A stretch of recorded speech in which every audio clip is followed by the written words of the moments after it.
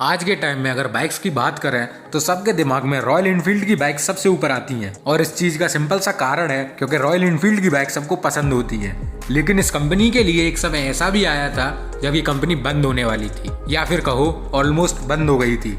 लेकिन कैसे फिर इस कंपनी ने पूरे वर्ल्ड के दिल में जगह बनाई, आइए जानते हैं। गजब की नॉलेज बूस्ट करेंगे। हम ऐसी वीडियोस लाते रहते हैं तो हमें फॉलो और सब्सक्राइब कर लें। अब बिना देरी किए लेट्स नो अबाउट इट।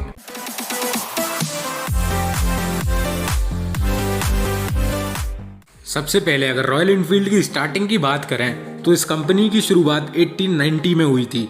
इस कंपनी के फाउंडर्स थे एल्बर्ट एडी और रॉबर्ट वॉकर स्मिथ। उस वक्त कंपनी का नाम रखा गया था एडी मैन्युफैक्चरिंग लिमिटेड। एक बार एल्बर्ट लंदन घूमने आए और उन्होंने कहीं लिखा हुआ देखा एनफील्ड और फिर अपनी कंपनी का नाम बदल कर रख दिया एनफील्ड मैन्युफैक्चरिंग लिमिटेड। 1899 में इस कंपनी ने एक 4 टायर वाली साइकिल बनाई और फिर 2 साल बाद 1901 में साइकिल पर इंजन जोड़कर अपनी पहली मोटरसाइकिल लॉन्च कर दी जिसमें इंजन किसी और कंपनी का था। 1914 जो कि फर्स्ट वर्ल्ड वॉर का टाइम था, उस वक्त ब्रिटिश गवर्नमेंट ने एनफील्ड लिमिटेड को एक बड़ा ऑर्डर दिया और फिर रशियन गवर्नमेंट ने भी एनफील्ड लिमिटेड से ही मोटरसाइकिल खरीदने का फैसला लिया और यहाँ से ये कंपनी फेमस हो गई। फिर सेकेंड वर्ल्ड वॉर में ब्रिटिश गवर्नमेंट ने एनफील्ड मोटर से मिलिट्री बाइक बनाने का एक बड़ा कॉन्ट्रैक्ट साइन किया। यहाँ से ये कंपनी काफ़ी फेमस हो गई। रॉयल एनफील्ड वैसे तो भारत में 1949 में आई थी, लेकिन लोगों के बीच ये 1955 में फेमस होने लगी। स्टार्टिंग में रॉयल एनफील्ड रशियन गवर्नमेंट के लिए बाइक्स बनाकर बेचा करती थी। जब ये कंपनी भारत में फेमस होने लगी तो 1994 में आइसर ग्रुप ने इस रॉयल एनफील्ड कंपनी को खरीद लिया। अगर रॉयल एनफील्ड की दूसरे देशों में मांग के बारे में बात करें तो 1955 के वक्त ही बुलेट 350 सीसी और रॉयल एनफील्ड की 400 सीसी की बाइक पूरे वर्ल्ड में फेमस हो गई थी, जैसे कि रशिया, ब्रिटेन, जापान, ऑस्ट्रेलिया और भी कई सारी जगह।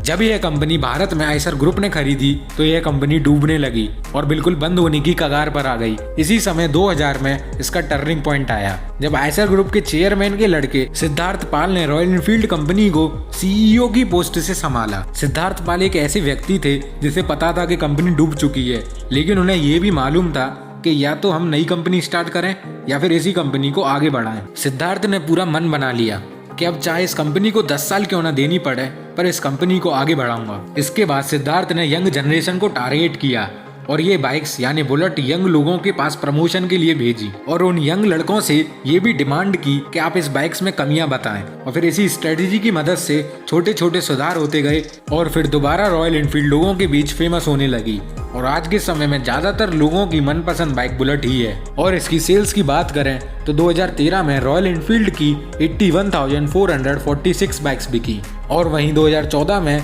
1,23,018 बाइक्स बिकी और हाल ही में 2021 में 2,13,538 बाइक्स बिकी और 2022 की बात करें तो 3,12,872 बाइक्स बिकी।